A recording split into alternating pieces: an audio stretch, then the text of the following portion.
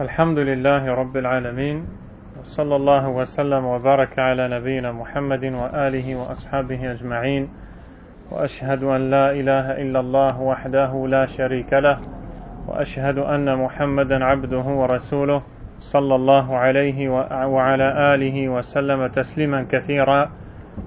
أما بعد، فهذا اليوم هو 16 من شهر ذي القعدة من عام 1439 من هجرة النبي صلى الله عليه وسلم، ونحن في الدرس الرابع من قراءة الوصية الصغرى لشيخ الإسلام ابن تيمية رحمه الله.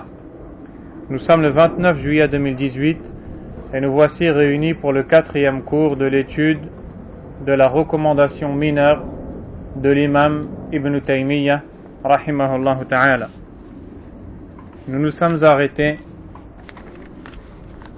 lorsque l'auteur rahimahullah parlait de l'importance du rappel d'Allah subhanahu wa ta'ala al-dhikr. Ceci car le dénommé Abul Qasim al-Sibti rahimahullah l'a interrogé sur la meilleure action, l'action la plus méritoire après les obligations. Et l'auteur rahimahullah lui a répondu en disant que cela dépend des gens, de ce qu'ils sont capables de faire. Cela dépend également des moments, des périodes. Ainsi, il est impossible de donner une réponse identique pour tout le monde, car il faut prendre en compte dans l'éducation, dans le conseil, les capacités de la personne à qui tu t'adresses. Mais il est clair que les savants sont unanimes pour dire que la meilleure chose par laquelle le serviteur occupe son temps, c'est le rappel d'Allah subhanahu wa ta'ala. Et j'attire votre attention sur la parole précise de l'auteur rahimahullah lorsqu'il dit lakin mimma huwa kal ijma'i bayna al-ulama'i billahi wa amrih, mais il est comme un consensus entre les savants, les connaisseurs d'Allah et de son ordre. Ibn Taymiyyah rahimahullah est précis dans ses paroles. Il a décrit les savants comme étant les connaisseurs d'Allah et de son ordre subhanahu wa ta'ala. Ibn Taymiyyah a lui-même rahimahullah dans un de ses écrits a parlé des savants et des catégories des savants, et il a rapporté une parole du dénommé Abu Hayyan al-Taymi rahimahullah qui a dit al-ulama ou thalatha, les savants sont trois. Les savants sont trois. Alimun billah laysa aliman bi amrillah, celui qui connaît Allah et ne connaît pas l'ordre d'Allah. Wa alimun bi amrillah laysa aliman billah, celui qui connaît l'ordre d'Allah mais ne connaît pas Allah subhanahu wa ta'ala. Wa alimun billahi wa bi amrillah, celui qui connaît Allah et l'ordre d'Allah. Il dit wal alimu billah alladhi yakhafu Allah, et celui qui connaît Allah est celui qui a peur d'Allah subhanahu wa ta'ala. Ibn Taymiyyah rahimahullah nous parle d'un sujet qui fait l'unanimité des connaisseurs d'Allah et de l'ordre d'Allah, car il y a des gens qui ont des connaissances dans les règles islamiques, dans la jurisprudence, mais qui ont la croyance fausse et qui n'ont pas assez de connaissances des noms d'Allah subhanahu wa ta'ala, de la bonne croyance, des attributs d'Allah azza wa jal. Le vrai croyant, le vrai savant, est celui qui connaît Allah par ses noms, ses attributs. Il connaît le droit d'Allah sur ses serviteurs, il connaît le tawhid, il connaît l'unicité d'Allah azza wa jal. Il a la bonne croyance en Allah et qui connaît les ordres d'Allah, ses règles, ses interdits, ses obligations. Ces savants-là qui connaissent Allah tabaraka wa ta'ala et qui connaissent son ordre sont presque unanimes pour dire que la meilleure chose par laquelle le serviteur occupe son temps, c'est le rappel d'Allah subhanahu wa ta'ala. Puis il a cité quelques hadiths, et nous en avons cité un la fois passée. Il dit وفيما رواه أبو داود عن أبي الدرداء رضي الله عنه عن النبي صلى الله عليه وسلم أنه قال ألا أنبئكم بخير أعمالكم. Le prophète sallallahu alayhi wa sallam a dit: ne vais-je pas vous informer de la meilleure de vos œuvres, وأزكاها عند مليككم, la plus pure d'entre elles auprès de votre maître, وأرفعها في درجاتكم, celle qui vous élève le plus en degré, وخير لكم من إعطاء الذهب والورق معناه الفضة, et qui est meilleur pour vous que d'offrir, de donner, de faire don de l'or et de l'argent, ومن أن تلقوا عدوكم فتضربوا أعناقهم ويضربوا أعناقكم, et meilleur aussi pour vous que de rencontrer votre ennemi duquel vous frapperez les coups et qui frapperait le vôtre. قالوا بلى يا رسول الله. Ils répondirent: si, ô messager d'Allah. Le prophète sallallahu alayhi wa sallam leur dit alors: قال ذكر الله subhanahu wa ta'ala. Il leur rappela alors l'importance du rappel d'Allah. Dans ce hadith, et en réalité le mérite, فضل ذكر الله عز وجل جاء في نصوص كثيرة من القرآن والسنة. Dans beaucoup de textes du Coran et de la Sunna, les mérites du rappel d'Allah sont relatés par Allah et son prophète sallallahu alayhi wa sallam. L'imam Ibn Taymiyyah rahimahullah a dit: والدلائل القرآنية والإيمانية بصرا وخبرا ونظرا على ذلك كثيرة وأقل ذلك أن يلازم العبد الأذكار المأثورة عن معلم الخير وإمام المتقين صلى الله عليه وسلم كالأذكار المؤقتة في أول النهار وآخره وعند أخذ المضجع وعند الاستيقاظ من المنام وأدبار الصلوات. Ibn Taymiyyah rahimahullah ta'ala continue, et il est toujours en train de parler sur le rappel d'Allah subhanahu wa ta'ala. Il nous dit: les preuves issues du Coran et de la foi sont nombreuses. Et en arabe il dit: basaran wa khabaran wa nadaran ala dhalika kathira. Pour vous résumer cela, c'est-à-dire les preuves, que ce soit celles qui sont dans les textes du Coran et de la Sunna, ou alors même ce que l'on retrouve dans l'expérience de la personne qui évoque Allah abondamment, subhanahu wa ta'ala, dans la pratique, on retrouve cela énormément.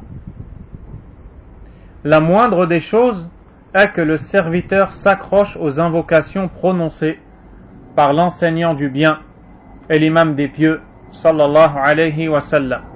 C'est-à-dire qu'après nous avoir parlé de l'importance du rappel d'Allah de manière globale, il va maintenant nous donner un minimum qu'il incombe aux croyants de suivre et de respecter. Quel est ce minimum dans le rappel d'Allah? Car Allah subhanahu wa ta'ala nous ordonne dans le Coran de l'évoquer abondamment. Le prophète sallallahu alayhi wa sallam nous ordonne et nous enseigne de l'évoquer abondamment, subhanahu wa ta'ala. Il y a un minimum que le musulman doit observer. Ce minimum nous a été enseigné par l'enseignant du bien, c'est-à-dire le prophète sallallahu alayhi wa sallam. Parmi les invocations délimitées, comme celles en début et fin de journée, au coucher et au lever du soleil, après le sommeil, après les prières obligatoires, ou les invocations liées à des actions précises, on en parlera plus tard, incha'Allah.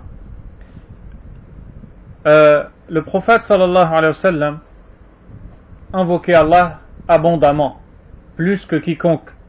Il mettait en pratique l'ordre d'Allah subhanahu wa ta'ala. واذكروا الله كثيرا اذكروا الله ذكرا كثيرا. Évoquez Allah abondamment. Et c'est pour cette raison que vous retrouvez dans la vie du prophète sallallahu alayhi wa sallam, dans sa manière de vivre, dans les différentes actions du messager d'Allah sallallahu alayhi wa sallam, vous retrouvez énormément de paroles de dhikr, d'évocation d'Allah subhanahu wa ta'ala. Pourquoi? Parce que le dhikrullah azza wa jal, est une façon de renouveler en toi ta foi. Tajdidun lil iman, tajdidun lit tawhid, tajdidun bima'rifatika billah subhanahu wa ta'ala. لأن الأذكار فيها أسماء الله. Les invocations, les formules de rappel, dhikr, on y retrouve les noms d'Allah. On y retrouve le droit à l'adoration d'Allah subhanahu wa ta'ala. Ainsi, la personne qui évoque Allah azza wa jal abondamment, ne fait que entretenir ce lien qu'elle a avec Allah.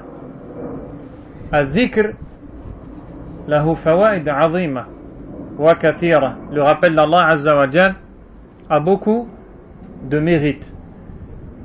Et l'imam Ibn Taymiyyah rahimahullah propose à son lecteur d'avoir au moins un minimum, afin de ne pas être comme les gens qui sont insouciants. Allah azza wa jalla a dit وَلَا تَكُونُوا كَالَّذِينَ نَسُوا اللَّهَ فَأَنْسَاهُمْ أَنفُسَهُمْ أُولَٰئِكَ هُمُ الْفَاسِقُونَ. Ne soyez pas comme les gens qui ont oublié Allah. Il leur a fait oublier leur propre personne. Ceux-là sont les pervers. Il dit les invocations qui sont rapportées du prophète sallallahu alayhi wa sallam au début et en fin de journée. Adhkar al-sabah wal masa. Ces fameuses invocations que l'on appelle les invocations du matin et du soir. Il nous cite aussi d'autres invocations telles que au coucher et au lever du soleil, après le sommeil, après les prières obligatoires ou les invocations qu'il va citer après. Et toutes ces invocations-là que vous voyez ont été prononcées par le prophète sallallahu alayhi wa sallam et on les retrouve dans des écrits. On les retrouve dans l'authentique de Al-Bukhari, on les retrouve dans l'authentique de l'imam Muslim et on les retrouve dans des livres de recueils de hadiths compilés par des savants ou des gens de science ou des étudiants et ayant des chapitres. Et d'ailleurs, parmi les livres très bénéfiques dans ce sujet, il y a Fiqh al-Ad'iyati wal-Adhkar, la compréhension des invocations et rappels, du Cheikh Abdurrazzaq al-Badr, hafidhahullah, qu'Allah nous a facilité d'enseigner. Du moins, nous avons pu enseigner les invocations en rapport avec des moments, des actions, et tout cela, pas le livre entièrement. Et je vous incite et vous invite à y revenir et à écouter les explications données à chacune de ces invocations. L'auteur rahimahullah a dit wa adbar as-salawat, après les prières, les invocations que l'on prononce après les prières. Lorsque l'on dit après les prières, certains savants ont dit dubur as-salah ma'nahu ba'da taslim, c'est-à-dire après la salutation. Le Cheikh Abd al-Razzaq a dit que al-aqrab, le plus proche de la réalité, est que ce qui est voulu par dubur as-salah qabla at-taslim, ba'da at-tashahhud, bayna at-tashahhud wa at-taslim, li'annahu fi akhir as-salah. Il dit que ce qui est voulu, c'est juste après avoir prononcé le tashahhud, juste avant la salutation dans la prière. Et ça, c'est un moment où il est bon, il fait partie de la sunna, d'invoquer Allah subhanahu wa ta'ala. Lorsque tu termines ta prière, tu vas prononcer le tashahhud, tahiyyatu lillah, jusqu'à la fin. Ensuite, tu vas prier sur le prophète sallallahu alayhi wa sallam, Allahumma salli ala Muhammadin wa ala ali Muhammad, jusqu'à la fin. Ensuite, tu vas demander à Allah de te protéger contre 4 choses. Allahumma ni'udhu bika min adhabi jahannam, jusqu'à la fin. Et après cela, juste avant le taslim, il est bon à ce moment-là d'en profiter pour invoquer Allah subhanahu wa ta'ala. C'est de cela que parle l'auteur rahimahullah. Les invocations se divisent en deux.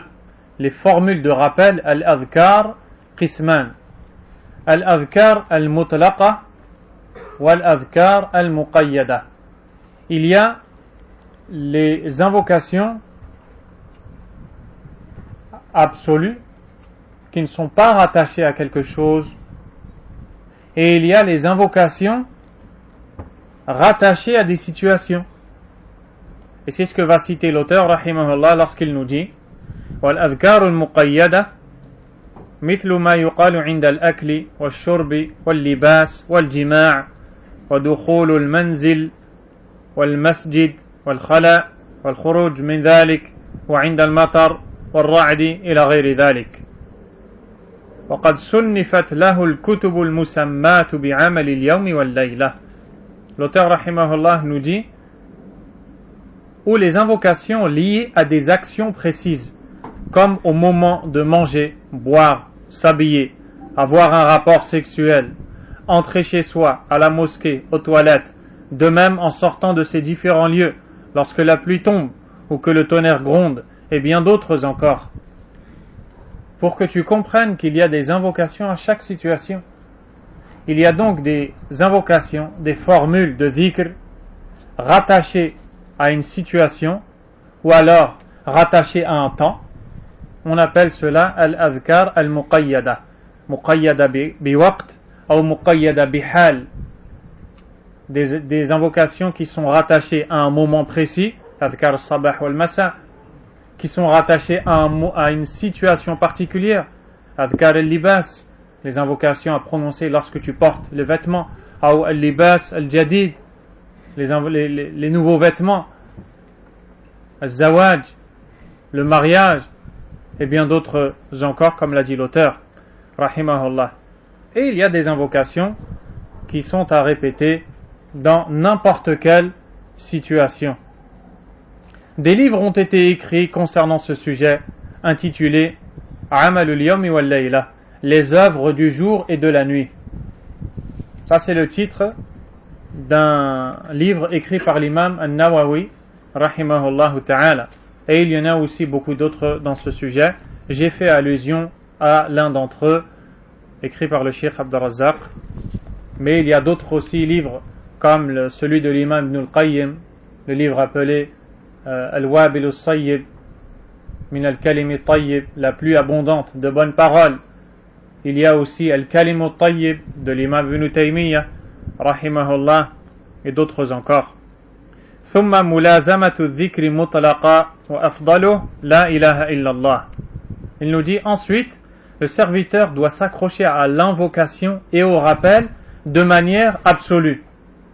Après avoir fait les invocations du matin, du soir, les invocations relatives à des situations particulières, à des moments particuliers, il doit aussi s'attacher de manière générale, de manière plus large, de manière plus absolue, au rappel d'Allah subhanahu wa ta'ala. Et la meilleure de ces paroles, la meilleure des formules de rappel absolu, qui ne sont pas rattachées à un temps particulier ou autre, c'est quoi? La ilaha illallah, kalimatu tawhid. C'est la meilleure des paroles. Le prophète sallallahu alayhi wa sallam a dit khayru du'a, du'a yawmi arafa. La meilleure invocation est celle prononcée le jour de Arafah. Wa khayru ma qultu ana wan nabiyyuna min qabli. Et la meilleure chose que j'ai dite et qui a été dite par les prophètes m'ayant précédé, la ilaha illallah wahdahu la sharika lah, lahul mulku wa lahul hamd wa huwa ala kulli shay'in qadir. Comment ne serait-elle pas la meilleure des paroles alors quel est le but de notre création? Wa ma khalaqtul jinna wal insa illa liya'budun. بهذه الكلمة يدخل الجنة داخلها وبتركها يدخل النار داخلها. Par cette parole, celui qui l'applique y entre et celui qui la délaisse entre au feu. Tous les prophètes ont été envoyés pour appeler à la ilaha illallah. C'est la meilleure des paroles.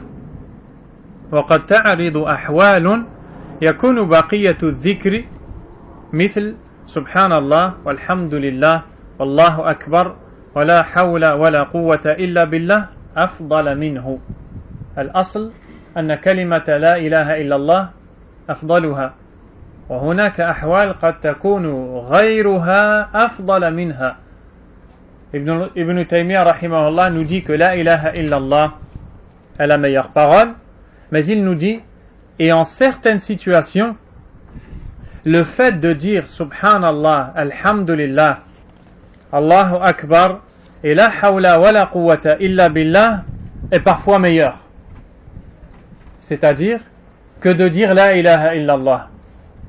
Ça, c'est la science du shir, profonde. Il nous informe que la parole la ilaha illallah est la meilleure des paroles. Il n'y a aucun doute là-dessus. Mais il nous dit qu'il peut y avoir des moments ou des situations où il est meilleur de dire ces autres paroles.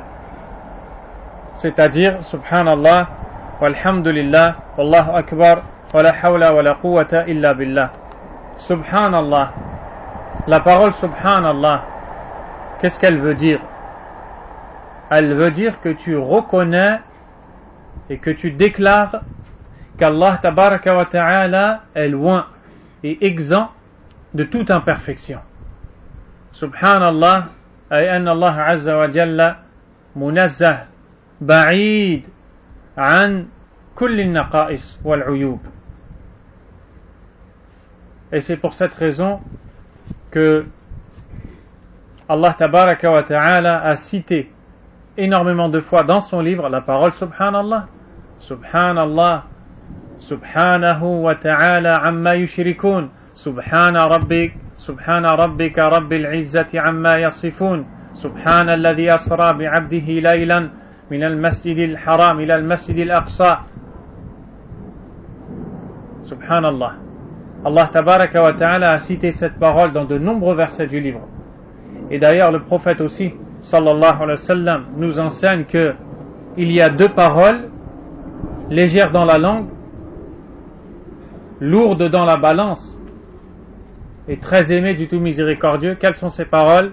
Subhanallah wa bihamdih, subhanallah al-azim. Qu'est-ce que tu dis en recours, en inclinaison? Qu'est-ce que tu dis lorsque tu es prosterné en sujoud? Subhana rabbi al-azim, subhana rabbi al-a'la. هذه الكلمة تصحبك في حياتك كلها. Cette parole t'accompagne tout au long de ta vie. فلا بد أن تفهم معناها. Tu as l'obligation de connaître le sens de cette parole. Sabaha dans la langue arabe, معناه الابتعاد أو البعد. Sabaha dans la langue arabe veut dire le fait de s'éloigner. Et c'est pour cette raison que la nage en arabe a été appelée السباحة لأن الذي يسبح يبتعد كلما سبح ابتعد عن مكانه الأول. On appelle la nage السباحة, c'est un mot qui contient les mêmes lettres retrouvées dans Subhanallah, car il y a la même notion linguistique de base qui est l'éloignement. Celui qui nage, il s'éloigne de la rive, il s'éloigne de l'endroit où il a commencé à nager. Lorsque tu dis Subhanallah, tu déclares qu'Allah subhanahu wa ta'ala est loin de toute imperfection, de tout défaut. Tabaraka wa ta'ala. Ce que vous venez d'entendre ne vient pas de celui qui vous parle, mais a été entendu du Cheikh Atiyya Muhammad Salim, rahimahullah, dans le commentaire des 40 hadiths. Fa'idatun azima. C'est une leçon très riche. Donc voici le sens de Subhanallah. فإذا قيل في حق الله عز وجل ما هو بريء منه وإذا وصف بما هو بعيد عنه يشرع أن يقال سبحانه. Lorsqu'il est dit d'Allah quelque chose qui est faux, lorsqu'il est dit d'Allah tabaraka wa ta'ala quelque chose par quoi il n'est pas décrit, lorsqu'un mensonge est proféré sur Allah, lorsque les noms, les attributs d'Allah sont altérés et les sens en sont changés, il est légiféré de dire Subhanallah. Méditez la parole d'Allah. Wa qalu ittakhadha Allahu walada. Subhanah. Ils ont dit Allah s'est donné un enfant. Comment Allah a répondu? Subhanah. Pourquoi? Parce qu'avoir un enfant, c'est pour les créatures. Avoir un enfant, c'est un besoin. Avoir un enfant, c'est un manque. Le besoin d'une compagnie, le besoin d'aide, le besoin de joie. Et Allah n'a pas le besoin. Ainsi, Allah Azza wa Jal s'est déclaré loin de ce besoin, car c'est une imperfection. C'est pour cela qu'il répond Subhanah. Dans des situations comme celle-ci, dire Subhanallah est meilleur que de dire La ilaha illallah. Alhamdulillah. Il est parfois meilleur de dire Alhamdulillah que la ilaha illallah, bien que la ilaha illallah soit meilleur à la base que alhamdulillah. Dans le hadith rapporté par Muslim, le prophète sallallahu alayhi wa sallam a dit: Inna Allah la yarda 'anil 'abdi an ya'kula al-akla fa yahmadahu 'alayha wa yashraba ash-sharba fa yahmadahu 'alayha. Allah est satisfait de son serviteur qui avale une bouchée et dit alhamdulillah, qui avale une gorgée et dit alhamdulillah. Quelle est la meilleure chose après avoir avalé une bouchée, une gorgée? C'est dire alhamdulillah, même si la ilaha illallah est meilleure. Vous avez compris? C'est ce que veut dire l'auteur. Il dit Wallahu Akbar lorsque l'appel à la prière est élevé et que tu entends Allahu Akbar, qu'est-ce que tu dois dire? Allahu Akbar, et ça sera meilleur pour toi que de dire la ilaha illallah, bien que la ilaha illallah à la base est meilleur que Allahu Akbar. Il dit Wala hawla wala quwwata illa billah. Cette parole aussi que tu répètes par exemple lorsque tu entends Hayya ala salah, cette parole par laquelle tu demandes l'aide d'Allah et tu reconnais que l'aide, que la force ne viennent que de lui, subhanahu wa ta'ala. Il y a des moments où il est meilleur de dire cette parole. Mais pour résumer tout cela, toutes ces paroles, subhanallah, walhamdulillah, wa la ilaha illallah, wallahu akbar, wa la hawla, wa la quwwata illa billah, sont des paroles de dhikr qui ne sont pas rattachées à des situations ou moments particuliers, et elles sont les plus belles paroles chez Allah. Ahabbul kalami ilallah subhanahu wa ta'ala. Qui est dans l'incapacité de dire pendant qu'il marche subhanallah, walhamdulillah, wa la ilaha illallah, wallahu akbar. Donc voilà ce que voulait dire l'imam rahimahullah ta'ala. ثم يعلم أن كل ما تكلم به اللسان وتصوره القلب مما يقرب إلى الله من تعلم علم وتعليمه وأمر بمعروف ونهي عن منكر فهو من ذكر الله. ولهذا من اشتغل بطلب العلم النافع بعد أداء الفرائض أو جلس مجلسا يتفقه أو يفقه فيه الفقه الذي سماه الله ورسوله فقها فهذا أيضا أفضل ذكر الله. Ibn Taymiyyah rahimahullah continue et nous dit de même que le serviteur sache que toute parole prononcée par la langue ou pensée au fond du cœur et qui peut rapprocher le serviteur d'Allah est un rappel. Cela peut être l'apprentissage d'une science, l'enseignement d'un savoir, une recommandation au bien, une interdiction d'un mal et autres. Voilà pourquoi celui qui se préoccupe de rechercher le savoir bénéfique après avoir accompli les œuvres obligatoires et assiste à des cercles d'études pour y apprendre et comprendre, vous avez vu? Encore une fois, il parle de la compréhension. Ça fait combien? 4. Encore une fois, il parle de la compréhension. Pour y apprendre et comprendre la jurisprudence, ce qu'Allah et son messager sallallahu alayhi wa sallam ont appelé fiqh, c'est-à-dire la jurisprudence, la compréhension de la religion, ceci est parmi le meilleur rappel d'Allah. Al-an yatawassa'. Maintenant, il élargit sa parole. Il t'a tout d'abord parlé du rappel d'Allah subhanahu wa ta'ala rattaché à un temps, ensuite rattaché à des situations, ensuite le rappel de manière absolue en te montrant que les meilleures sont la ilaha illallah et celles qui ont été citées après, et que celles qui ont été citées après peuvent être meilleures en fonction de la cause ou du moment où il faut le dire. Ensuite, de manière plus vaste encore, il attire ton attention sur le fait que tout ce que la langue peut prononcer, tout ce qui peut être contenu dans le cœur, tout ce qui peut être appris comme science ou enseigné, tout ordre d'obéir à Allah, toute interdiction des choses qu'Allah n'aime pas, le fait de s'occuper par la science, la quête du savoir, le fait de s'asseoir dans une assise d'apprentissage, tout cela fait partie du meilleur rappel d'Allah subhanahu wa ta'ala. Pour cette raison, chez un des salafs, dans l'assise de science, un des étudiants présents a dit Sabbihullah, ou comme il a dit, évoquez Allah, l'enseignant lui a dit Wayhak, madha naf'alu al-an, malheur à toi, que sommes-nous en train de faire? Tu dois savoir que lorsque tu es assis dans un dars, dans une assise de rappel, dans une assise de science, où les versets d'Allah sont étudiés, où les paroles du prophète sallallahu alayhi wa sallam sont enseignées, tu dois savoir que tu es dans un des meilleurs moments de dhikr. Et ton cœur ne doit pas être insouciant à cela. Tu es en train d'évoquer Allah. Et il y a des hadiths où le prophète sallallahu alayhi wa sallam nous dit par exemple وَمَا اجْتَمَعَ قَوْمٌ فِي بَيْتٍ مِّن بُيُوتِ اللَّهِ يَتْلُونَ كِتَابَ اللَّهِ وَيَتَدَارَسُونَهُ بَيْنَهُمْ. Jusqu'à la fin du hadith, le peuple qui se réunit dans une des demeures d'Allah pour y lire son livre et l'étudier entre eux, qu'est-ce que c'est si ce n'est talab al-ilm et le dars, le cours de science? فهذا من توفيق الله لك، هذا من فضل الله عليك ومن هدايته لك إلى هذا الصراط المستقيم. Cela fait partie de la guidée qu'Allah t'a accordée vers son droit chemin. Combien ont été privés de ces assises? كم من الناس حرموا خير هذه المجالس فضيعوا أوقاتهم في مجالس القيل والقال. Ils ont été perdre leur temps dans les assises des on-dit, les assises où on parle de tout et de rien, au lieu de venir s'instruire. Réveillez-vous.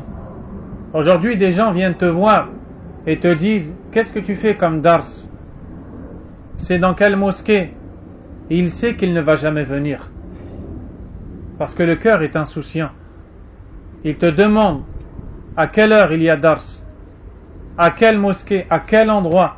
Il sait dans son fort intérieur qu'il ne va pas venir. Remets-toi en question. Qu'est-ce que tu vas faire pendant ce moment-là? La question n'est pas un tel ou un tel. La question est d'aller étudier ta religion. La religion d'Allah subhanahu wa ta'ala. Pire encore, lorsque c'est un cheikh qui vient de loin et qui tient des assises bénéfiques, remplies de science, et l'on voit que des gens qui prétendent aimer la science, qui prétendent aimer la sunna, qui prétendent aimer le tawhid, au final, sont toujours absents dans ces assises. Wallahi mahroumun.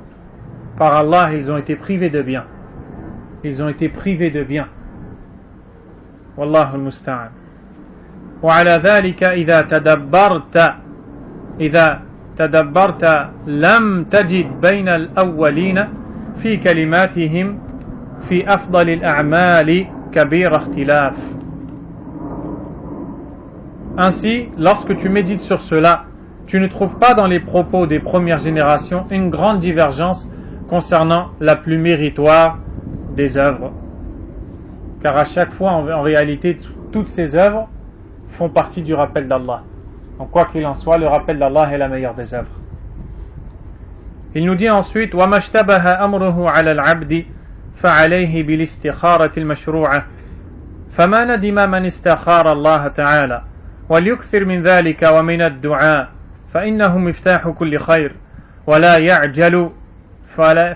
يعجل فيقول قد دعوت فلم يستجب لي وليتحرى الأوقات الفاضلة كآخر الليل وأدبار الصلوات وعند الأذان ووقت نزول المطر ونحو ذلك. Et si l'affaire demeure ambiguë, là il parle un peu d'autre chose mais ça rentre dans le rappel d'Allah. Si l'affaire demeure ambiguë, il convient au serviteur d'accomplir la prière de consultation légiférée. Car en effet, quiconque consulte Allah pour une affaire n'aura jamais de regret. Subhanahu wa ta'ala. Il se doit de multiplier cela ainsi que les invocations, car c'est la clé de tout bien, et qu'il ne montre pas d'empressement en tenant des propos comme les suivants. J'ai invoqué, mais on ne m'a pas répondu. Qu'il se libère dans les temps méritoires, comme le dernier tiers de la nuit, après les prières obligatoires, après l'appel à la prière, au moment où la pluie tombe, et ainsi de suite. Ibn Taymiyyah rahimahullah nous parle de ce que doit faire le musulman qui veut entreprendre un projet, mais qui lui paraît ambigu. quelque chose qu'il veut faire pour laquelle ou pour lequel il a un doute. Il ne sait pas s'il doit s'avancer ou reculer ou reporter. Il est hésitant. On ne parle donc pas, lorsqu'on parle de salat et l'istikhara, de choses qui sont légiférées par Allah. C'est une erreur. Par exemple, de faire la prière de consultation pour savoir si on va aller au pèlerinage ou pas. Le pèlerinage, c'est un pilier de l'islam. Pourquoi est-ce que tu consultes Allah? Allah te l'a rendu obligatoire. Al-istikhara, la consultation, c'est pour quelque chose qui te laisse hésitant. Il n'y a pas un ordre d'Allah tabaraka wa ta'ala. Épouser telle ou telle personne, acheter telle ou telle voiture, construire telle ou telle maison, se rendre dans tel ou tel endroit, s'associer à telle ou telle personne, et ainsi de suite. Lorsque l'affaire est ambiguë, donc vous avez compris de quoi est-ce qu'il parle lorsqu'il dit l'affaire, il convient au serviteur d'accomplir la prière de consultation, écoutez, al-mashrou'a, prescrite. La kama yuridu l'insan, bitariqatin mubtada'a, la bitariqatin mashrou'a. Non pas comme l'homme veut, comme l'homme veut lui-même choisir. Il consulte Allah comme il veut. Non. Il le fait à la manière prescrite par Allah, subhanahu wa ta'ala. Et le prophète, alayhi salatu wassalam, kana yu'allimu ashabahu du'a al-istikhara ka ta'limihi lahum surat al-Fatiha, ou surah min al-Qur'an. Le prophète, sallallahu alayhi wa sallam, enseignait aux compagnons la prière de consultation et l'invocation qu'il faut prononcer à ce moment, tout comme il leur enseignait une sourate du Coran. Dis-toi un peu ce que ça veut dire et comprends maintenant l'importance de la prière de consultation. Le prophète alayhi salatu wassalam nous dit que lorsque l'un d'entre nous veut faire quelque chose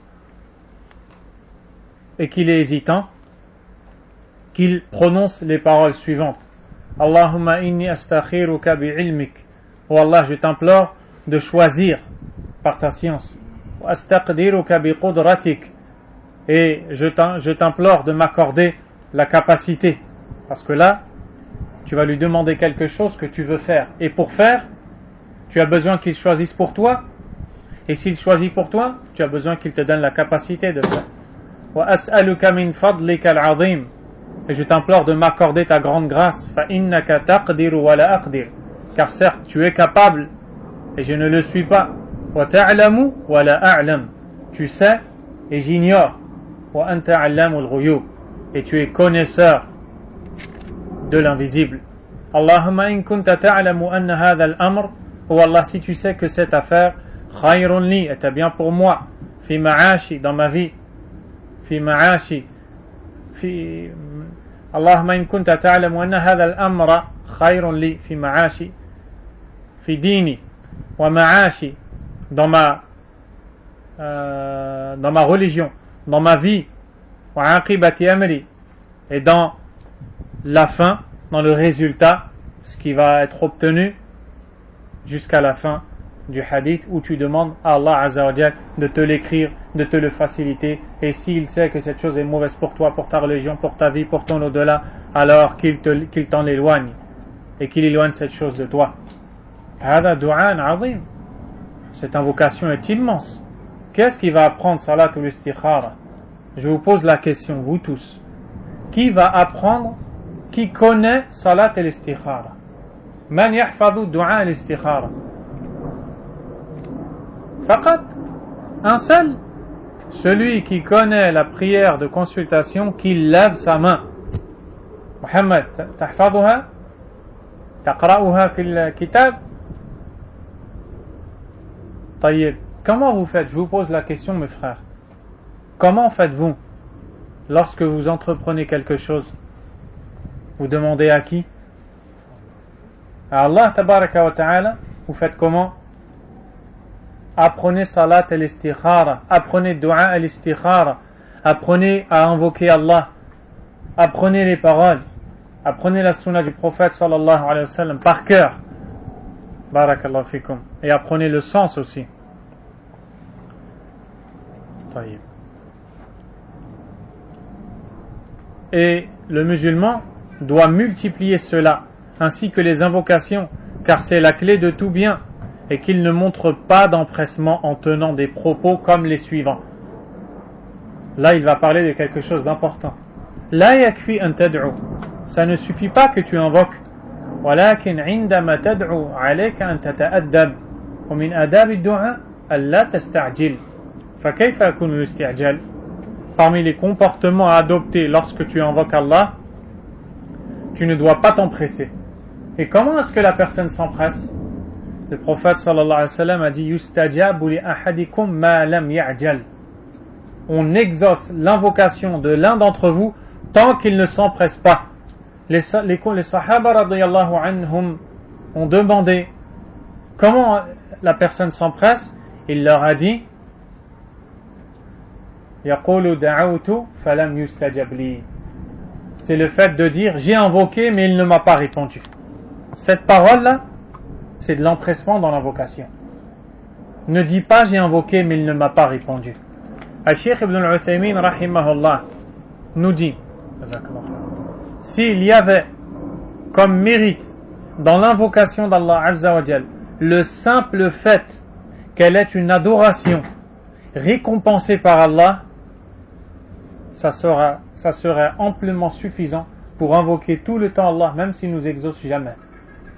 Car quand tu invoques, tu as des hasanat. Anta al-an indama tad'u Allah Azza wa Jal tata'abbad lillah, ta'abudu Allah Azza wa Jal. Tu es en train d'adorer Allah. Parce que quand tu demandes, ça veut dire que tu as la croyance dans ses noms et attributs, qu'il t'entend, qu'il te voit, qu'il connaît le contenu de ton cœur, qu'il connaît ta sincérité, qu'il est capable de répondre à ton invocation, qu'il est capable de t'enrichir comme tu lui demandes la richesse. Ça engendre tout cela. Que tu l'aimes, que tu espères qu'il te réponde, que tu crains son châtiment. Donc, le fait d'invoquer fait développer dans ton cœur toutes ces choses-là. Même si Allah ne te répond jamais, c'est suffisant pour l'invoquer tout le temps. Que dire alors qu'Allah Azza wa Jalla a dit wa qala rabbukum ud'uni astajib lakum. Allahu akbar. Et votre Seigneur a dit invoquez-moi et je vous exaucerai. Subhanahu wa ta'ala. Qu'il se libère dans les temps méritoires comme le dernier tiers de la nuit, après les prières obligatoires, après l'appel à la prière, au moment où la pluie tombe et ainsi de suite. Il nous parle des moments où l'exaucement des invocations est plus propice.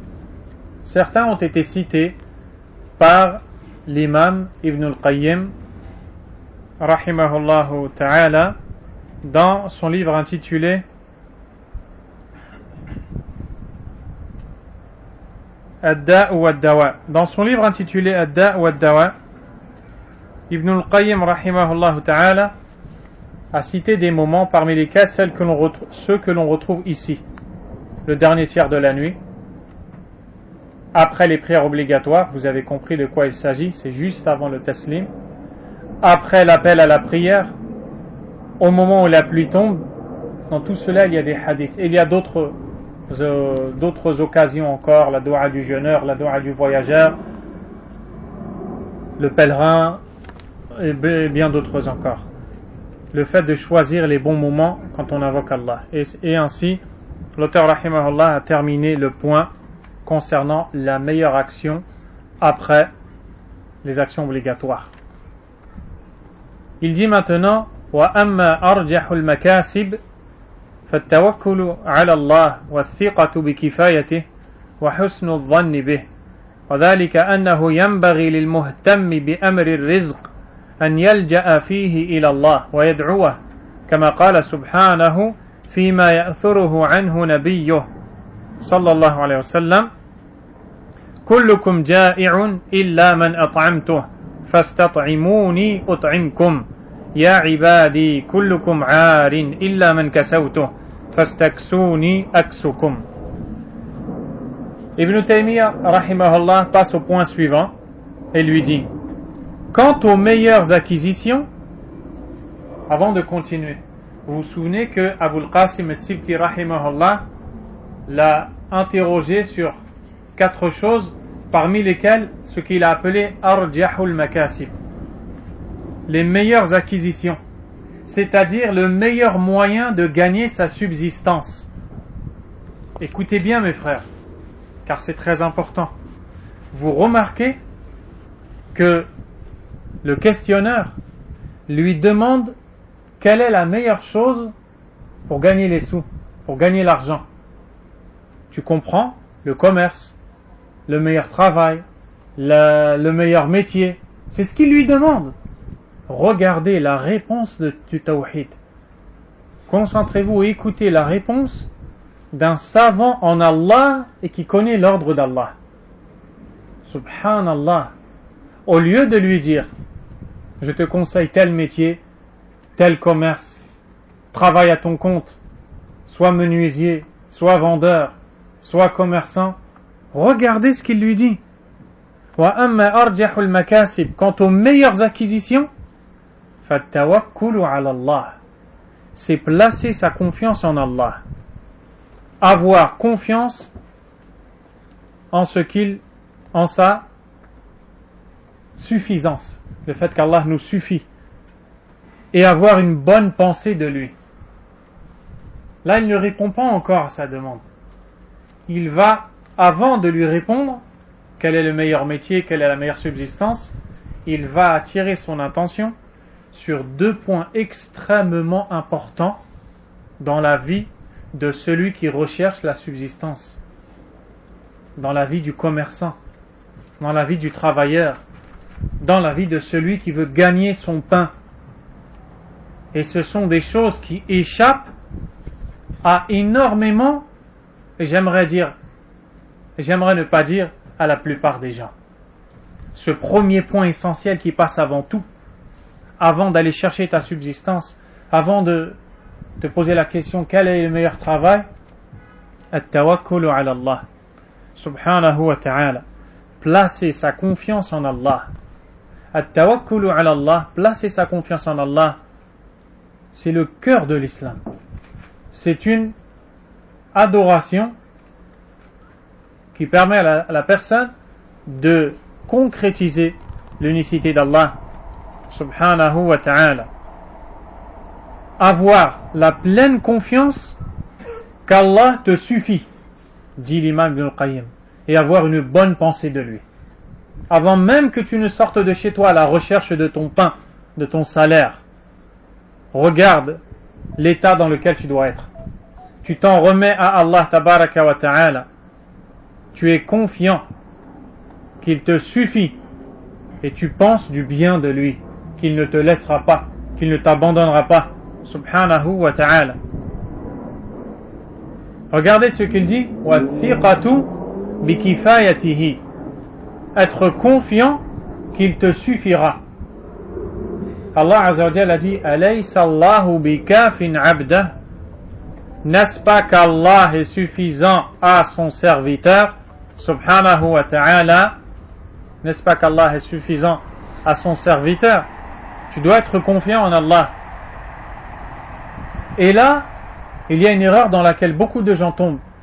C'est ce que l'on appelle al-thiqatu bin nafs, la confiance en soi. Ça n'existe pas la confiance en soi dans le tawhid. Dans le tawhid, on ne dit pas à la personne tu as un manque de confiance en toi. La confiance, c'est en Allah seul. Comment est-ce que l'on peut avoir confiance en nous-mêmes alors que le prophète sallallahu alayhi wa sallam dit wala takilni ila nafsi tarfata ayn, ne me laisse pas m'en remettre à moi-même, ne serait-ce que le temps d'un clin d'œil. Donc voyez que cette parole est fausse. On ne dit pas lorsqu'on éduque l'enfant, lorsqu'on conseille la personne, aie confiance en toi, sois confiant en toi. Non, dis-lui tawakkal ala Allah tabaraka wa ta'ala, thiq billah, sois confiant en Allah subhanahu wa ta'ala. Il faut corriger cette erreur qui est prononcée dans la langue des gens. Wa husnu dhanni bih, avoir une bonne pensée d'Allah, qu'Allah ne va pas te laisser. Même quand tu es dans la situation de difficulté, cette difficulté est un test. Elle ne doit pas te pousser à penser du mal d'Allah, à croire qu'il t'a laissé. Au contraire, si tu regardes les gens qui sont en dessous de toi dans l'épreuve, tu verras que par rapport à eux, il ne t'a pas laissé. Ça, c'est le premier point qu'il cite. Il dit, à savoir, il convient à celui qui aspire à chercher sa subsistance, celui qui veut gagner sa vie, de se diriger vers Allah et de l'invoquer.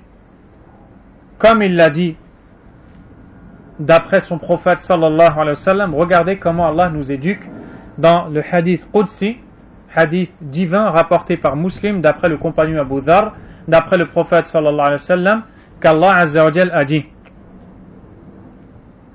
Ya ibadi kullukum ja'i'un illa man at'amtuh. Ô mes serviteurs, vous êtes tous affamés sauf celui que j'ai nourri. Fastat'imuni ut'imkum. Demandez-moi de vous nourrir, je vous nourrirai. Ya ibadi kullukum 'arin illa man kasawtuh. Ô mes serviteurs, vous êtes tous dévêtus, vous êtes tous nus, sauf celui que j'ai vêtu. Fastaksuni aksukum. Demandez-moi de vous vêtir, je vous vêtirai. Subhanallah. On est tous affamés, on est tous perdus, on est tous pauvres, on est tous dans le besoin, et c'est Allah qui nous donne et qui répond à nos besoins. Subhanahu wa ta'ala. Allah azza wa jal t'appelle au tawhid pur. Ce verre d'eau qui a été posé ici, croyez qu'il vient de celui qui l'a servi? Il vient d'Allah tabaraka wa ta'ala. Cet assoiffé qui est devant vous, s'il boit ce verre d'eau, qui est-ce qui lui a donné? C'est Allah tabaraka wa ta'ala. Les gens pauvres qui sont dans le besoin, qui va les nourrir et enrichir? C'est Allah subhanahu wa ta'ala. Ce hadith est immense, car il te rattache directement à Allah et te détache des autres qu'Allah subhanahu wa ta'ala. Vous êtes tous affamés, sauf celui que je nourris. Demandez-moi de vous nourrir, et je vous nourrirai. Donc dans la recherche de la subsistance, tu dois te voir comme un affamé. Tu dois te voir comme un assoiffé. Et tu dois être convaincu que le seul à te nourrir et à t'abreuver est Allah subhanahu wa ta'ala. Ça, c'est le premier pas de la recherche de la subsistance.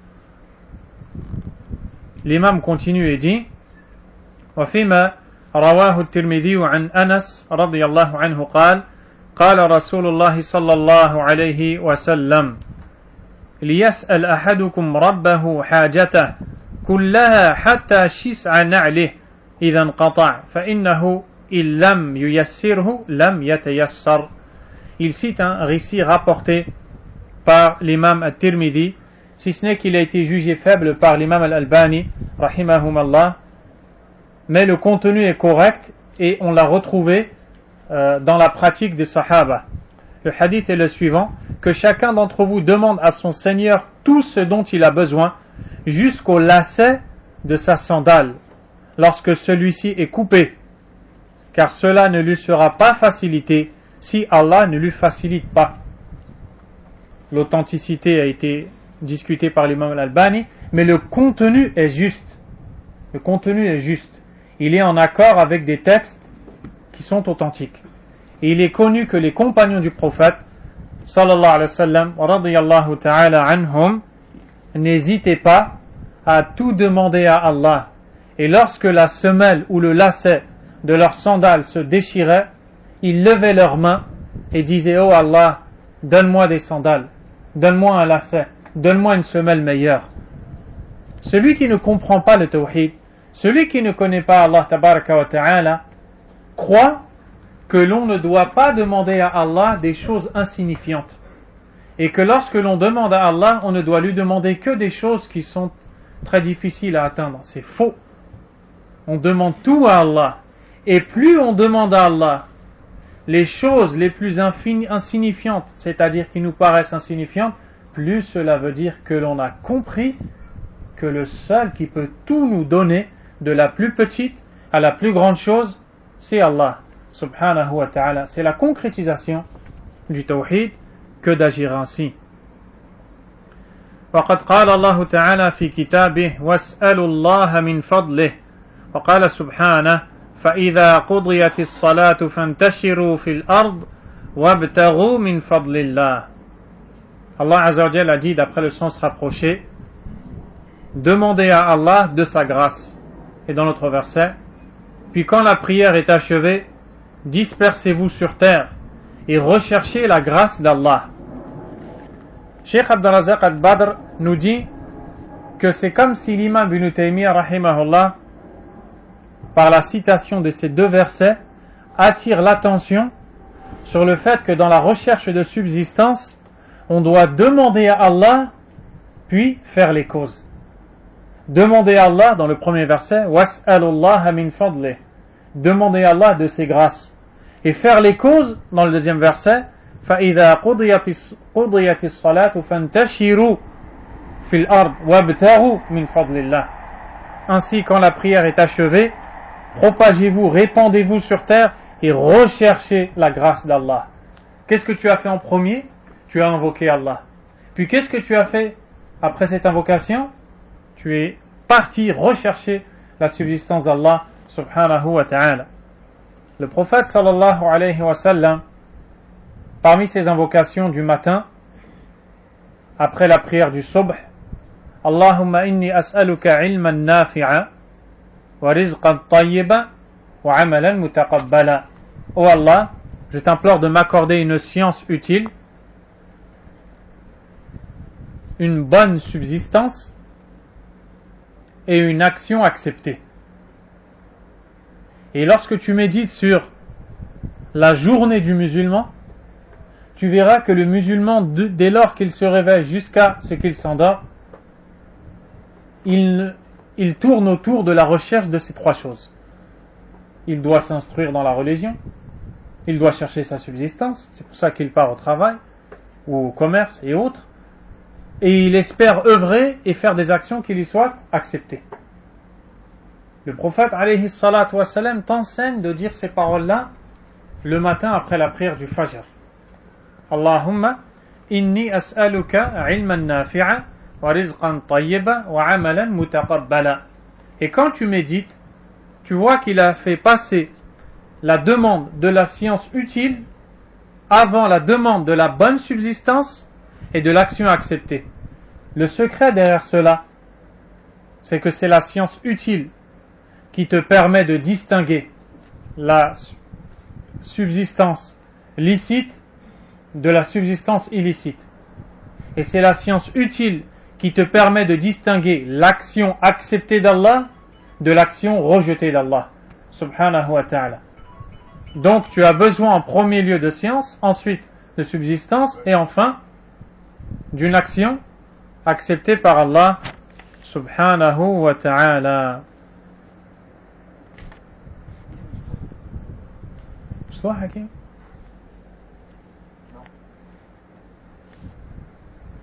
وهذا وإن كان في الجمعة فمعناه قائم في جميع الصلوات، ولهذا والله أعلم أمر النبي صلى الله عليه وسلم الذي يدخل المسجد أن يقول اللهم افتح لي أبواب رحمتك، وإذا خرج أن يقول اللهم إني أسألك من فضلك. وقد قال الخليل صلى الله عليه وسلم فابتغوا عند الله الرزق واعبدوه واشكروا له. وهذا أمر، والأمر يقتضي الإيجاب، فالاستعانة بالله واللجوء إليه في أمر الرزق وغيره أصل عظيم. Ibn Taymiyyah rahimahullah nous dit, même si cela concerne le jour du vendredi, c'est-à-dire le verset où Allah Azza wa Jalla nous dit quand la prière est achevée, répandez-vous sur terre et recherchez la grâce d'Allah, à la base, ce verset concerne la prière du vendredi. Mais sa signification porte aussi sur l'ensemble des prières. Voilà pourquoi, wallahu a'lam, le prophète sallallahu alayhi wa sallam a ordonné de dire en entrant à la mosquée Allahumma aftah li abwab rahmatik, ô Allah, ouvre-moi les portes de ta miséricorde, et de dire en sortant de la mosquée Allahumma inni as'aluka min fadlik, ô Allah, je t'implore de m'accorder ta grâce. Une fois que tu as terminé ton adoration, terminé la prière, tu sors de la mosquée, tu pars à la recherche de la grâce d'Allah subhanahu wa ta'ala. Le prophète Ibrahim alayhi salam a dit dans le sens rapproché du verset: recherchez donc votre subsistance auprès d'Allah, adorez-le et soyez-lui reconnaissant. Qu'est-ce que l'on voit dans ce verset? L'impératif, c'est-à-dire un ordre. Et à la base, lorsqu'un ordre est donné, il induit l'obligation. L'ordre désigne l'obligation. Donc rechercher l'assistance auprès d'Allah et se diriger vers lui dans le cas de la subsistance et d'autres choses est un fondement immense. Ça, c'est la première introduction quant à la question quel est le meilleur moyen de gagner la subsistance. La deuxième introduction, le deuxième point très important, il dit ثم ينبغي له أن يأخذ المال بسخاوة نفس ليبارك له فيه ولا يأخذه بإشراف وهلع بل يكون المال عنده بمنزلة الخلاء الذي يحتاج إليه من غير أن يكون له في القلب مكانه والسعي فيه إذا سعى كإصلاح الخلاء. وفي الحديث المرفوع الذي رواه الترمذي وغيره من أصبح والدنيا أكبر همه شتت الله عليه شمله وفرق عليه ضيعته ولم يأته من الدنيا إلا ما كتب له ومن أصبح والآخرة أكبر همه جمع الله عليه شمله وجعل غناه في قلبه وأتته الدنيا وهي راغمة. Puis il convient au serviteur de prendre l'argent qu'il gagne, la subsistance qu'il acquiert, de prendre l'argent sans compter, afin qu'Allah le lui bénisse. Il ne doit pas le prendre avec de la considération et du souci pour cet argent. Plutôt, l'argent doit être à ses yeux comme l'accomplissement d'un besoin naturel, qui se doit d'être effectué. C'est-à-dire, tout comme il ne va dans ce lieu que pour son besoin, lieu n'ayant aucune place dans son cœur, il en est de même pour l'argent. Celui-ci non plus n'en a aucune place. L'effort pour l'acquérir a la même utilité que ce lieu procure aux besoins corporels. Subhanallah. Ibn Taymiyyah rahimahullah dit: premièrement, comprends que tu dois t'attacher à Allah. Sache que la subsistance ne vient que d'Allah. Demande-lui avec insistance. Invoque-le. Ensuite, œuvre. Va rechercher ta subsistance. Mais attention, quand tu reçois cette subsistance, ne prends pas cette subsistance en faisant ton but, en y rattachant ton cœur, tous tes espoirs, en rendant sa subsistance ton premier souci de cette vie d'ici-bas. Car Allah te le bénira de cette façon. Par contre, si tu le prends à la manière de la personne affamée qui s'est attachée à cet argent, il n'y aura pas de bien dans cela. Et il dit que tu dois faire de cet argent comme le lieu d'accomplissement des besoins. Les toilettes. Tu en as besoin. Tu ne peux pas te passer des toilettes. Et pourtant tu n'aimes pas les toilettes. Tu vas accomplir tes besoins pour te débarrasser de ceux qui t'encombrent et te gênent. Une fois que tu l'as fait, tu te sépares de cet endroit. Eh bien, l'argent, veut dire l'imam, n'est pas un but. L'argent est un moyen. Et combien de gens ont été distraits par l'argent? Distraits de quoi? Distraits de la prière. Ils ne prient pas. Pourquoi? Ils répondent: parce que je suis pris par le travail. J'ai trop d'occupations au travail. Ou alors, l'un d'entre eux te dit: je rentre épuisé, je m'endors, tellement je suis fatigué. Je n'ai plus de temps pour prier. A'udhu billahi min al-khudlan. Nous demandons à Allah la protection contre l'abandon d'Allah. Tabaraka wa ta'ala. Ou alors, des gens qui prient, mais comment? À la fin de la soirée, ils picorent comme des coqs. Il va travailler toute la journée, sans se soucier de son devoir envers Allah. Il rentre le soir et il rattrape tout. Alors que le Cheikh Ibn al-Uthaymin rahimahullah a dit, la personne qui sort volontairement la prière de son temps sans excuse valable religieusement, le travail n'étant pas une excuse, ni le commerce, sa prière n'est pas acceptée, même s'il rattrape 1000 fois la prière qu'il a ratée. Dit le Cheikh Ibn al-Uthaymin rahimahullah. Quand tu lui demandes qu'est-ce qui t'a poussé à retarder ta prière, il te dit j'ai été vendre, j'ai été acheter. Et des fois tu as la tristesse de voir des musulmans qui travaillent à leur compte, qui sont leurs propres patrons. Ils ne sont sous les ordres de personne. Quand ils étaient sous les ordres d'autrui, ils disaient mon chef ne me laisse pas. Jusqu'à ce qu'Allah leur a accordé de ses largesses, maintenant qu'est-ce qu'ils disent? Je suis trop occupé. Mais jusqu'à quand tu vas être distrait d'Allah? Jusqu'à quand tu vas être la recherche de la subsistance va devenir pour toi un but et non pas un moyen? Que vas-tu dire d'Allah? Pareil pour ceux qui ne payent pas la zakat, l'aumône. Ces gens-là aiment trop l'argent. Ils disent je n'ai pas assez. Je n'ai pas assez, j'ai peur que mes biens ne diminuent. Jamais les biens ne diminuent lorsque la personne donne pour Allah. Tabaraka wa ta'ala. Wallahi. Alladhi la ilaha ghayra. Jamais tes biens ne diminueront parce que tu as donné pour Allah. Premièrement. Deuxièmement, même si tes biens devaient diminuer, alors tu dois t'y soumettre. Parce que ces biens t'ont été octroyés par Allah subhanahu wa ta'ala. Que vas-tu dire? Le jour dernier, celui qui ne paie pas l'aumône, celui qui ne paie pas la zakat, sera ressuscité, comme a dit le prophète sallallahu alayhi wa sallam, avec un serpent qui va entourer tout son corps et qui aura 2 têtes qui seront face à son visage pour lui manger les joues et lui diront Ana maluk, ana kanzuk, ana maluk, ana kanzuk. Je suis ton argent, je suis tes biens. Je suis ton argent, je suis tes biens. Qu'est-ce que tu vas faire de cet argent? Où vas-tu aller avec ton argent? Tu vois la personne pris de soucis au point ne trouve pas le sommeil que pour l'argent. Écoute ce que le prophète a dit sallallahu alayhi wa sallam de ces gens-là. Et regarde si tu en fais partie. Il dit alayhi salatu wa sallam, celui dont la vie d'ici-bas constitue au matin son plus grand souci, lorsqu'il se lève le matin, première chose à laquelle il pense, première chose qui traverse son esprit, l'argent, les chiffres. Wal'iyadhu billah. Il dit sallallahu alayhi wa sallam, shattat Allahu alayhi shamla. Allah le disperse. C'est-à-dire, Allah désorganise tout ce qu'il entreprendra. Quand il va entreprendre une affaire, il n'y va y voir que des problèmes, des difficultés.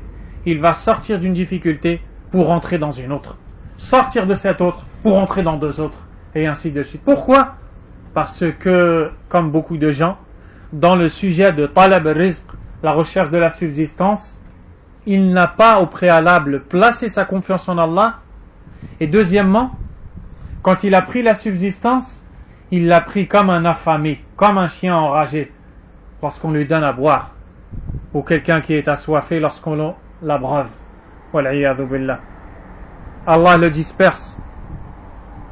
وَفَرَّقَ عَلَيْهِ ضَيْعَتَهُ وَلَمْ يَأْتِهِ مِنَ الدُّنْيَا إِلَّا مَا كُتِبَ لَهُ. Et à la fin,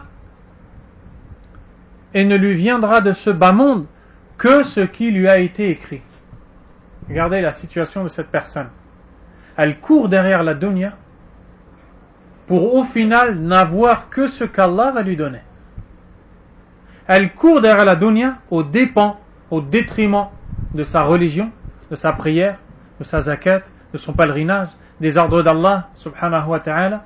Et à la fin, Allah le disperse, désorganise tout ce qu'il entreprend et il ne récolte que ce qu'Allah va décider de lui donner. C'était pas meilleur pour une telle personne de se diriger vers Allah et de chercher la subsistance illicite plutôt que de faire passer la subsistance avant sa religion. Et le prophète sallallahu alayhi wa sallam continue et dit Mais celui dont l'au-delà est au matin son plus grand souci, Allah lui réunit toute sa provision, ainsi que sa richesse qu'il met dans son cœur, et la vie d'ici-bas lui vient malgré lui. La vie d'ici-bas lui vient malgré lui. Il tourne le dos à la dunya, et chaque fois, une porte de risque qui s'ouvre.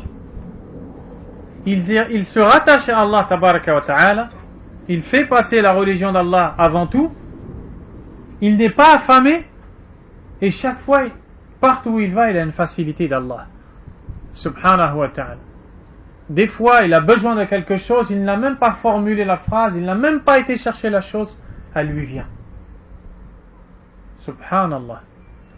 وقال بعض السلف, certains prédécesseurs ont dit, أنت محتاج إلى الدنيا وأنت إلى نصيبك من الآخرة أحوج. Tu es dans le besoin de cette dunya, mais ton besoin de l'akhira, de l'au-delà, est bien plus grand. Qu'est-ce qu'il faut faire alors? La réponse, فَإِنْ بَدَأْتَ بِنَصِيبِكَ مِنَ الْآخِرَةِ مُرَّ عَلَى نَصِيبِكَ مِنَ الدُّنْيَا فَانْتَظِمْهُ انْتِظَامًا. Il dit, tu es dans le grand besoin de la vie, tu es dans le besoin de la vie d'ici-bas, mais tu l'es encore plus concernant ta portion de l'au-delà. Ainsi, quand tu as commencé par ta portion de l'au-delà, ta part de l'au-delà, passe sur la part de la vie d'ici-bas et organise-la. C'est comme si tu es en route, tu es occupé, tu es en route, tu dois aller dans un endroit. Et juste au passage, tu ramasses quelque chose rapidement sur la route. Ta route, c'est ton cheminement vers Allah, ton but. Ce que tu as ramassé au passage, c'est ta subsistance que tu as ramassé dans ton cheminement vers Allah et dont tu n'as pas fait ton but. Allah Azza wa Jalla a dit وَمَا خَلَقْتُ الْجِنَّ وَالْإِنسَ إِلَّا لِيَعْبُدُونَ. Et je n'ai créé les djinns et les hommes que pour qu'ils m'adorent. مَا أُرِيدُ مِنْهُمْ مِنْ رِزْقٍ وَمَا أُرِيدُ أَنْ يُطْعِمُونَ. Je ne veux pas d'eux de subsistance et je ne veux pas qu'ils me nourrissent. إِنَّ اللَّهَ هُوَ الرَّزَّاقُ ذُو الْقُوَّةِ الْمَتِينَ. Certes, Allah est le pourvoyeur, le détenteur de la force, l'inébranlable, subhanahu wa ta'ala. Allah Azza wa Jal t'a créé pour l'adoration. Il t'a créé pour que tu lui obéisses. Il ne t'a pas créé pour que tu l'oublies à la recherche de la dunya. Aujourd'hui tu es riche, demain tu es le plus pauvre. Aujourd'hui tu es le plus pauvre, demain tu es le plus riche. Hakadha dunya. C'est comme ça que la dunya est. Et la personne qui a beaucoup dans cette dunya, ça ne veut pas dire qu'elle est aimée d'Allah. Le prophète sallallahu alayhi wa sallam a dit Inna Allah yu'ti dunya liman yuhibbu wa liman la yuhib. Allah donne de ce bas monde à celui qu'il aime et à celui qu'il n'aime pas. Wa la yu'ti dina illa liman yuhib. Il ne donne de la religion qu'à celui qu'il aime. Subhanahu wa ta'ala. Ibn Taymiyyah rahimahullah termine ce point et là maintenant il va répondre à la question. Quel est le meilleur moyen de subsistance? Il dit وَأَمَّا تَعْيِينُ مَكْسَبٍ عَلَى مَكْسَبٍ مِنْ صِنَاعَةٍ أَوْ تِجَارَةٍ أَوْ بِنَايَةٍ أَوْ حِرَافَةٍ أَوْ غَيْرِ ذَلِكَ فهذا يختلف باختلاف الناس ولا أعلم في ذلك شيئا عاما لكن إذا عن للإنسان جهة فليستخير الله تعالى فيها الاستخارة المتلقاة عن معلم الخير صلى الله عليه وسلم فإن فيها من البركة ما لا يحاط به ثم ما تيسر له فلا يتكلف غيره إلا أن يكون منه كراهة شرعية. Maintenant, quant à une acquisition bien précise vis-à-vis d'une autre, qu'elle soit industrielle, commerciale, matérielle, agricole ou autre, cela diffère selon les différences entre les gens. Et je ne sais rien à ce propos. C'est-à-dire que, pareil que le sujet des bonnes actions, il ne peut pas dire à tout le monde le meilleur domaine de subsistance est la menuiserie. Il ne peut pas dire à tout le monde le meilleur domaine de subsistance est la vente et l'achat. Car il y a des gens doués dans la menuiserie qui ne savent pas vendre et acheter. Il y a des gens doués dans la vente et l'achat qui ne connaissent rien de la menuiserie. Donc il n'y a pas un métier qui va être proposé à tout le monde. Mais, regardez ce qu'il dit. Néanmoins, lorsque se présente une orientation pour l'homme, si l'homme penche vers quelque chose, vers un domaine précis, ou peut-être il sent qu'il est à l'aise dans ce domaine-là, que doit-il faire à ce moment-là? Qu'il consulte Allah subhanahu wa ta'ala sur cette affaire. La consultation qui nous a été transmise par le prophète sallallahu alayhi wa sallam, car il y a dans cette consultation une bénédiction qui ne peut être cernée. Il y a un bien immense dans la prière de l'istikhara. Tu as peut-être trouvé un domaine. Que dois-tu faire à ce moment-là? Tu consultes Allah subhanahu wa ta'ala et lui demandes son aide si tu penses que tu peux œuvrer dans ce domaine. Une fois que tu as demandé à Allah, de cette manière, il ne se charge pas quelque chose d'autre. C'est-à-dire qu'une fois que tu as vu un domaine vers lequel tu penches, tu fais salat al-istikhara, la prière de consultation, puis tu vas dans ce domaine, et si tu es brillant dans ce domaine, alors tu ne vas pas mélanger avec d'autres choses. Pourquoi?